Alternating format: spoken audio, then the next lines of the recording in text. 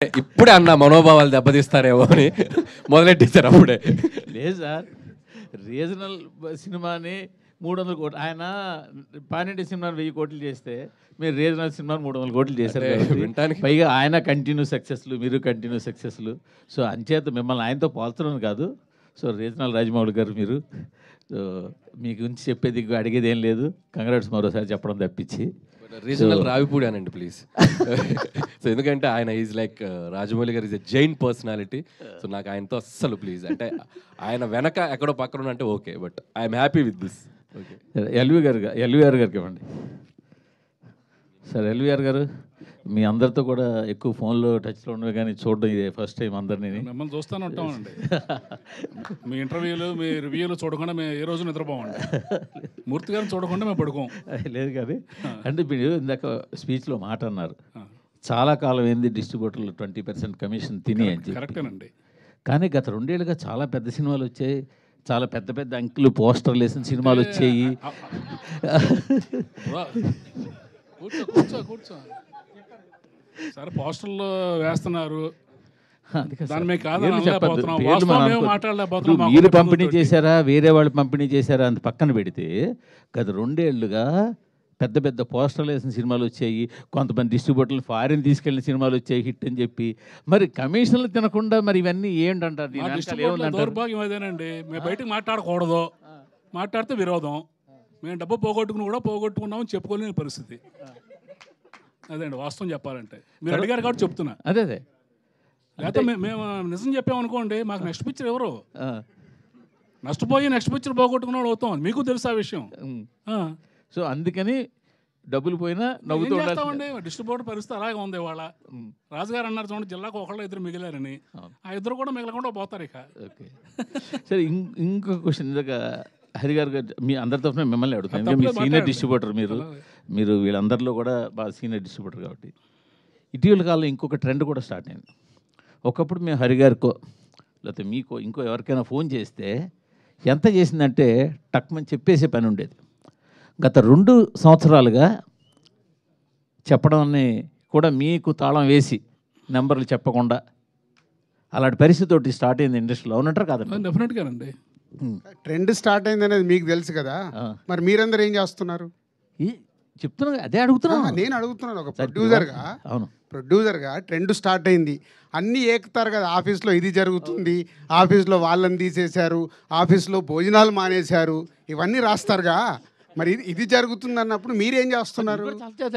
Journalism అంటే question అది మీరు చెయ్యాలి, వాళ్ళని అడగడం కాదు. మేమందరికి మాకు వీక్నెస్ ఉందండి, మా అందరికి మా వీక్నెస్ ఉంది. మీకు ఏంటంటే ఇక్కడ విషయం ఏంటంటే ఆయన చేతి చెప్పిస్తున్నాను, ఈ ట్రెండ్ స్టార్ట్ అయింది. అది ఆయన డిస్ట్రిబ్యూటర్ గా ఈ ట్రెండ్ స్టార్ట్ అయింది. నేను మీకు ఒక పాయింట్ కి తీసుకొచ్చి, మా ఆఫీస్లో భోజనాలు కూడా మానేశారు అనేది రాశారు కదా.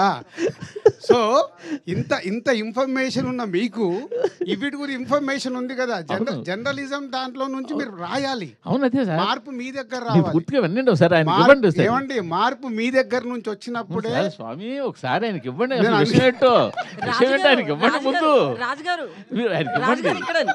మీరు క్వశ్చన్ చేయమని మీరే చెప్తారు. క్వశ్చన్ చేస్తే వాళ్ళని పక్కన పెట్టి ఇంటర్వ్యూలు ఇవ్వట్లేదంట కదండి.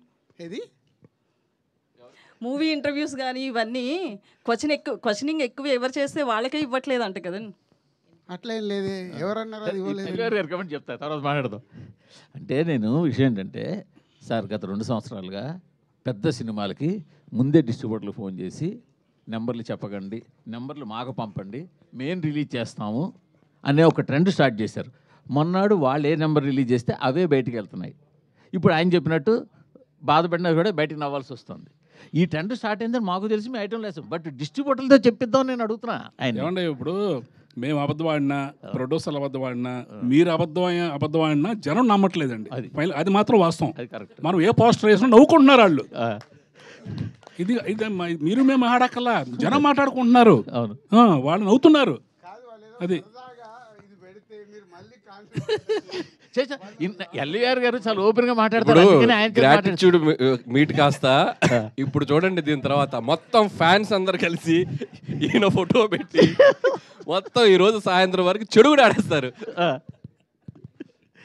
ఓకే, అంటే మూర్తి గారు మనకు మీకు తెలుసు, మాకు తెలుసు, అందరికి తెలుసు. సో ఏదన్నా మార్పు రావాలంటే దయచేసి నా రిక్వెస్ట్ మీడియా మిత్రులకి, ఆఫీసులలో అవి ఇవి జరుగుతున్నాయని రాయకండి. ఎందుకంటే అది మా ప్రొఫెషన్. ఏమి చేయాలి, ఏం చేయకూడదని ఒక ప్రొడక్షన్ హౌస్కు ఉండే డెసిషన్ అది. సినిమాకు సంబంధించి నిజాయితీగా మీరు ఎలాంటిది అలా ఉన్నప్పుడు మీరు ఏకండి. మీరు ఏకితే కరెక్షన్ అవుతుంది కదా.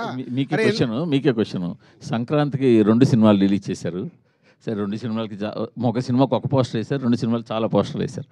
మొదటి సినిమా పోస్టర్ మీ ప్రొడక్షన్ హౌస్ నుంచి వచ్చిందా, మీరు వేసిందా, వేరేగా వేసిందా? అది మీకేం తెలుసు? మాకు తెలియదు కూడా. నేను ఆల్రెడీ చెప్పాను కదా, మాకు వీక్నెస్ ఉంటాయి, మేము మాట్లాడలేము. మీకేం తెలుసు సార్? నేను మిమ్మల్ని అడుగుతున్నాను సార్. నేను అదే మిమ్మల్ని అడుగుతున్నాను సార్. మీరు వేసిన పోస్టర్ మాకేలా తెలుసు? మా వీక్నెస్ ఉంటుందని నేను కమిట్ అవుతున్నాను కదా. మీకు తెలియదా? మీ వీక్నెస్ వేసిన పోస్టర్ అంటారు. మీకు తెలియదా? మీరు వీక్నెస్ వేసిన పోస్టర్ అంటారు. ప్రతి సెంటర్లో ఏం కలెక్షన్స్ ఉన్నాయనేది మీ దగ్గర లేవా? ఫస్ట్ మీ హరి చెప్తున్నా, అందరికంటే ముందు మీ దగ్గరే ఉంటాయంట. సో మీరే క్యాల్కులేట్ చేసి వేయండి నెక్స్ట్ నుంచి పోస్టర్ ప్రతి సినిమాది. బెటర్, ప్రాబ్లం సాల్వ్ అయిపోద్ది. సార్, సంక్రాంతికి వస్తున్నాం అనే సినిమా అనిల్ రావుపూడి గారికి 8వ హిట్ ఇచ్చింది కాబట్టి అది పెద్ద గొప్ప విషయం కాదు. వెంకటేష్ గారిని సీనియర్ హీరోస్లో ఇప్పుడు టాప్లో నిలబెట్టింది, అది పెద్ద గొప్ప విషయం కాదు. ఏంటి గొప్ప విషయం అంటే దిల్ రాజు గారిని నిలబెట్టింది ఆ సినిమా. చాలామంది ఇందాక మన శిరీష్ గారు అన్నట్టు ఏంటంటే చాలామంది దిల్ రాజు గారు పడిపోతారేమో ఈ సినిమాతో అని అనుకున్నారు. బట్ ఏంటంటే సంక్రాంతికి వస్తున్నాం అనే సినిమా ఆయన నిలబడడానికి స్ట్రెంత్ ఇచ్చింది. మళ్ళీ ఇంకా సినిమాలు తీయడానికి, ఇంకో 10 సంవత్సరాల సినిమాలు తీయడానికి అనేది కాన్ఫిడెన్స్ ఇచ్చింది. చాలామంది ఏంటంటే ఈ ప్రొడక్షన్ హౌస్లు బాగా ఎక్కువ సినిమాలు తీసే ప్రొడక్షన్ హౌస్లు అంతకంతకే తగ్గిపోతున్నాయి. దిల్ రాజు గారు నిలబడ్డారంటే కంటిన్యూస్గా సినిమాలు తీస్తారు, ఇండస్ట్రీ అలా రన్ అవుతూ ఉంటుంది. అందుకు సంక్రాంతికి వస్తున్నాం అనే సినిమా గొప్ప సినిమా. థ్యాంక్ యూ అండి, థ్యాంక్ యూ. అది నిజమండి. అంటే ప్రతి సినిమా ద్వారా ఒక మినిమం 500 మంది ఎవ్రీ డే బ్రతుకుతారు. సో మేము ఎన్ని ఎక్కువ ప్రొడక్షన్ చేయగలిగితే అంతమందికి భోజనం దొరుకుతుంది. ఈ లాజిక్ చాలామంది మర్చిపోతారు. సో ఇవాళ మనకు 150 సినిమాలు తెలుగు ఫిలిం ఇండస్ట్రీలో మన ఇన్కమ్ ట్యాక్స్లతో జరిగిన కాన్వర్సేషన్ చెప్తాను. వాళ్ళు అడిగాడు ఆయన, ఎందుకు ఇన్ని సినిమాలు వస్తాయి, మరి ఎందుకు మీరు ఇన్ని ఫ్లాపులు అని చెప్తుంటారంటే 90% ఫ్లాపులు సార్ అని లాస్ట్ ఇయర్ది షీట్ ఇచ్చా. ఎందుకో లాస్ట్ ఇయర్ది నేను తెప్పించా 2024 షీట్. ఆయనకి ఇస్తే వాళ్ళు ఆశ్చర్యపోయారు, మరి ఎందుకు తీస్తున్నారు ఈ సినిమాలు? ఒక్కొక్కరిది ఒక్కొక్క అంబిషన్ సార్. సినిమాలు జరుగుతూనే ఉంటాయి, మాకు అలా కాదు. సక్సెస్ సినిమా తీయడానికి ఎంత కష్టపడాలనేది మాకు తెలుసు. దానికోసమే ప్రయత్నం చేస్తాం. దాంట్లో కొన్ని సక్సెస్లు వస్తాయి, అప్పుడప్పుడు క్యాచ్ అవుతాం. రాజుగారితో ఒక 1 year బ్యాక్ ఒక ఇంటర్వ్యూ చేశాను నేను.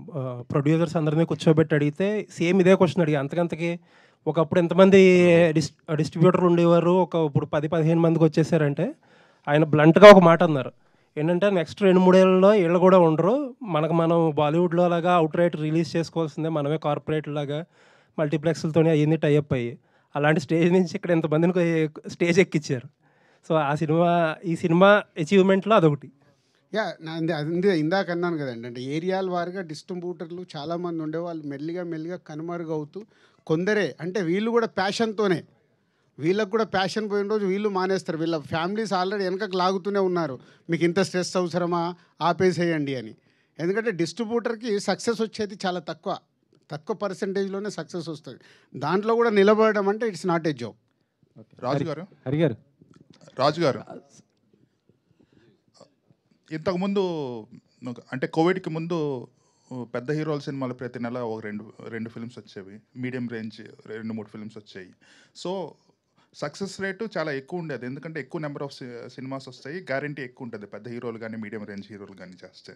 ఇప్పుడు చూస్తే జనవరిలో 3 సినిమాలు వచ్చినాయి, ఫిబ్రవరిలో 1-2 ఉన్నాయి రీజనబుల్ ఫిల్మ్స్.